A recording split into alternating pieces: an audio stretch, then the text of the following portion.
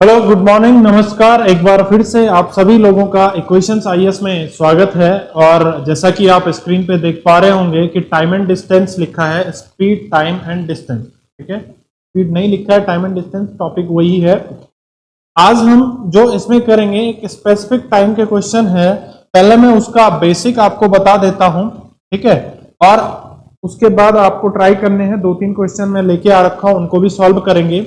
देखो, हमारे पास जो होता है वो होता है speed is equal to distance upon time.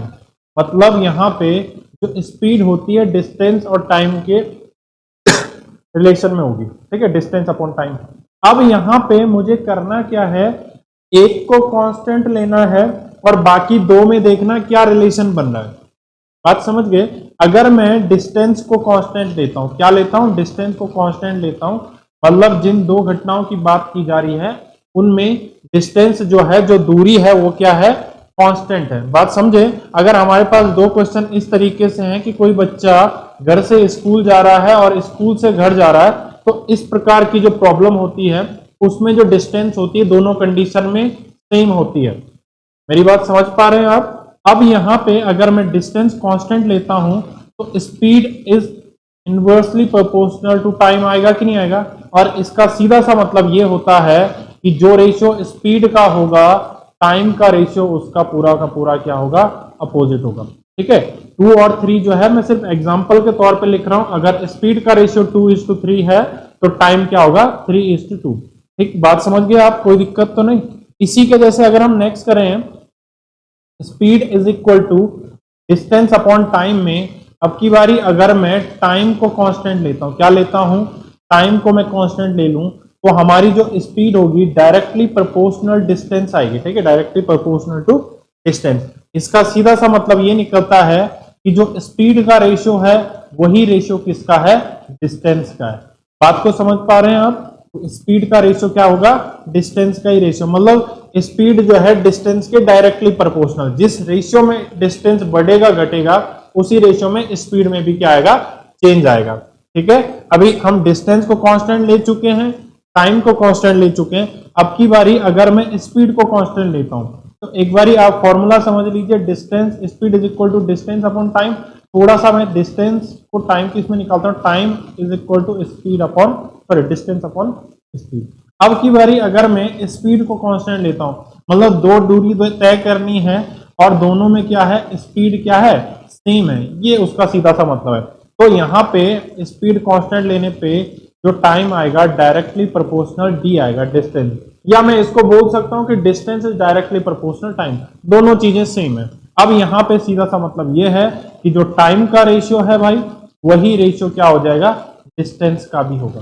कोई डाउट? अगर किसी सज्जन को कोई दिक्कत रहती है समझने में तो आप कमेंट सेक्शन में लिख सकते हैं, हम अगली वीडियो में उसका निवारण करेंगे। कोई भी दिक्कत रहती है, ठीक है।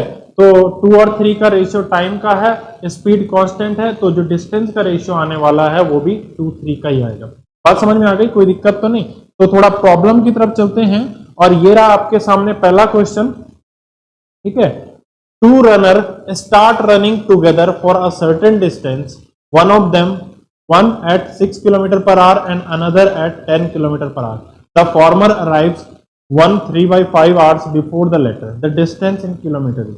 दो रनर है, अब जो रनिंग होगी वो सेम डिस्टेंस के बीच में होगी ना भाई, कोई दिक्कत तो नहीं। अब जो रनर है वो आपका पहला वाला चल रहा है 6 किलोमीटर पर आवर की स्पीड से और दूसरा वाला चल रहा है 10 किलोमीटर पर आवर की स्पीड से।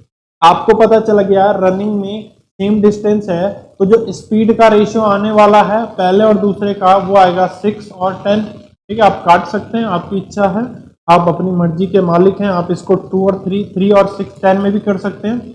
और अगर मैं इसका टाइम में कन्वर्ट करूं तो मैंने क्या बोला था, अगर डिस्टेंस कांस्टेंट होता है तो इनवर्सली प्रोपोर्शनल ऑफ टाइम, मतलब जो स्पीड का रेशियो होगा वही टाइम का अपोजिट हो जाएगा। तो टाइम कितना आ जाएगा, टाइम आ जाएगा 10 और 6। ठीक है, बात समझ में आ गई? अब यहाँ पे जो दूसरा वाला है, पहले रनर की स्पीड ये हो गई, टाइम ये हो गई, दूसरे रनर की स्पीड ये हो गई और टाइम ये हो गई। तो ये पहले वाले का टाइम है और दूसरे वाले का टाइम, तो दोनों के टाइम में जो डिफरेंस आ रहा है वो कितने का आ रहा है, 4 का आ रहा है। और जबकि एक्चुअल डिफरेंस है 1 3/5। अब 1 3/5 को थोड़ा मैं फ्रैक्शन में लिखूंगा तो 1/3 क्या हो जाएगा, 5 आ जाएगा, 5 के साथ 3, तो ये आ गया 8/5। तो ये एक्चुअल में 8/5 होगा 4 के बराबर। तो 1 कितने के बराबर होगा, 1 होगा जी 2/5 के बराबर। बात समझे, 1 2/5 के बराबर। अब मैं यहीं से निकाल दूं, 1 2/5 के बराबर है, तो 10 कितना होगा, आप 2/5 मल्टीप्लाई कर लीजिए, 5 से कट गया 2 टाइम और इधर आ गया 4। बात को समझे, अगर 6 किलोमीटर पर आवर की स्पीड से चलेगा तो ये 4 घंटे में डिस्टेंस को क्या कर लेगा, कवर कर लेगा। तो हमारी जो डिस्टेंस होगी वो कितनी होगी, स्पीड इनटू टाइम, और स्पीड है 6, 4 घंटे में चला तो कितना आ जाएगा, 24 किलोमीटर आ जाएगा। तो ऑप्शन बी हमारा आंसर होगा। मेरी बात समझ गए, कोई दिक्कत तो नहीं? आप एक बार दोबारा ट्राई करिए, आपको पूरा कॉन्सेप्ट समझ में आ जाएगा। नेक्स्ट क्वेश्चन है, a boys goes to school at a speed of 5 km per hour and return to the village at a speed of 4 km per hour. If he takes 4 hours and 30 minutes in all, अगर ये पूरे में 4 घंटे और 30 minute ले रहा है, what is the distance between the village and the school? मेरी बात आप समझिए कि इस टाइप के क्वेश्चन में फॉर्मूला भी यूज होता है, उसको प्रॉपर आपको ड्राइव करना भी सिखाएंगे, कहाँ कहाँ पे वो फॉर्मूला यूज होगा वो सारी हम आपको बताएंगे। उसके लिए आपको करना होगा थोड़ा सा इंतजार, जब YouTube पे हम टाइम एंड डिस्टेंस की क्लास करेंगे, ठीक है। अभी तक जो हुआ है वो आपके सामने है, परसेंटेज, प्रॉफिट लॉस, SICI और time and work, boat and string. आगे चलते रहेगी हमारी लाइव क्लासेस।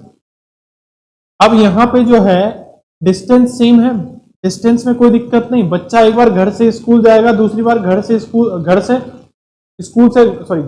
स्कूल जाएगा और स्कूल से घर आएगा, तो दोनों कंडीशन में जो डिस्टेंस है वो सेम रहेगी कि नहीं रहेगी, स्कूल से घर या घर से स्कूल, सेम है। अब यहाँ पे डिस्टेंस हो गई कांस्टेंट, और मैं जरा स्पीड का रेशियो देखूंगा तो ये आएगा 5 और 4, ये आ गया स्पीड का, और टाइम का रेशियो होता है इसका अपोजिट, तो वो हो गया 4 और 5। अब यहाँ पे जब घर से स्कूल जा रहा है तो कितना ले रहा है, 4 टाइम ले रहा, और जब स्कूल से घर आ रहा 5। अब हमारे पास जो दिया हुआ है वो कंबाइंड टाइम दे रखा, क्या लिखा हुआ है, if he takes 4 hours and 30 minutes in all, पूरे में ले रहा है। पहले वाले में डिफरेंस था, इसमें पूरा, तो इसमें पूरा क्या आएगा, 4 घंटे स्कूल जाने के और 5 घंटे वापस आने के, तो पूरा कितना आ जाएगा, 9 के बराबर आएगा। और ये 9 एक्चुअल में है कितने का, 4, 1/2 कर दूं मैं आधे घंटे को, और ये आ जाएगा 4 दूनी 8 और 9/2, तो ये आ गया 9/2। और 1 कितने के बराबर, 9 से 9 कट गया जी, और 1 एक्चुअल में कितने के बराबर आ गया, हाफ के बराबर। अब एक आधे के बराबर है, तो यहां से अगर मैं चेक करूं तो 4 कितने के बराबर होगा, 2 घंटे के बराबर होगा कि नहीं होगा, इसका हाफ से मल्टीप्लाई कर दिया। अब सिंपल सी बात है, 5 किलोमीटर पर आवर की स्पीड से 2 घंटे में ट्रेवल करा तो डिस्टेंस कितनी चली हो, 10 किलोमीटर। तो ये रहा आपके पास आंसर। ठीक इसी तरीके से आप टाइम कांस्टेंट और स्पीड कांस्टेंट वाला कर सकते हैं। तो चलिए आज के लिए इतना ही रखते हैं। धन्यवाद, थैंक यू, जय हिंद।